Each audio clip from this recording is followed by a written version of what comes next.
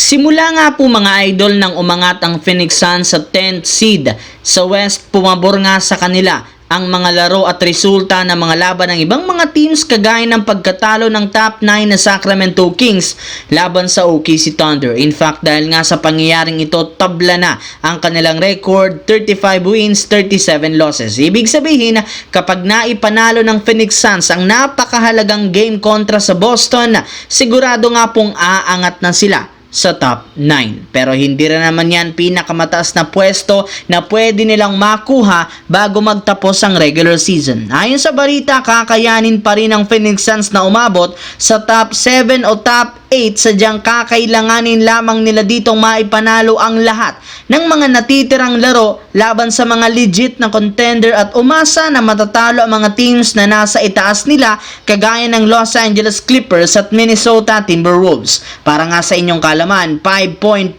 games ang kalamangan ng dalawang ito sa Phoenix Suns, kaya kailangan nga pong matalo ang mga ito sa mga susunod nilang laro. Samantala, sa loob lamang ng 2 linggo, bumagsak na ang Lakers sa pang-5 pwesto simula sa ikalawa sa West. At lahat ng yan nangyari matapos silang matalo ng 7 beses sa huling 10 laro kasama na ang pagkakaroon ng 3-game lose streak. Sa isang iglap, bigla nga pong nawala ang pinagmamalaki nilang depensa noon na siyang nagbigay sa win streak at nagpaangat sa kanila. Pero sa kabila ng sunod-sunod na talo, mismong isang analyst nang nagsabi hindi nga daw dapat ito ipangamba o ikatakot ng mga fans dahil malayo pa rin sila sa play-in tournament. Malayo pa rin naman ang kanilang record sa top 6 at top 7. Isa pa, parte rin naman ito ng kanilang plano na makuha ang either top 4 o di kaya top 5 dahil kapag nagawa nila yan, maaari nga pong makalaban nila ang Memphis Grizzlies sa first round. Ito rin naman ang pinakamagandang matchup para sa team, gayong siguradong kaya nila itong talunin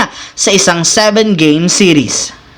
Sa kabilang banda, napatunayan ng Milwaukee Bucks na kahit hindi maganda ang simula ng regular season, kaya pa rin naman nilang umabot sa playoffs sa pagkakaroon ng record 40 wins, 30 losses bilang number 5 sa East. Marami na rin naman ang chance ang maiwasan ng play-in tournament, lalo pat 5.5 games na ang kalamangan sa kanila ng pang-7 pwesto na Atlanta Hawks. Kaya mukhang dederecho ang team ngayon sa playoffs. Ngunit ang problema, ayon sa ilang mga analyst, wala pa rin naman silang kasiguraduhan kung kakayanin nilang makipagsabayan laban sa mas malalakas na team nang wala si Damian Lillard. Well, ayon sa pinakahuling inilabas na balita, out na nga ito indefinitely matapos siyang magtamo ng injury kung saan posibleng kailanganin ng sumailalim na sa isang operasyon upang gumaling. Sa madaling salita, malaki ang posibilidad na out for the season na ito sa NBA, na isang malaking dagok sa Milwaukee Bucks dahil kapag nangyari yan, siguradong delikado ang kanilang kampanya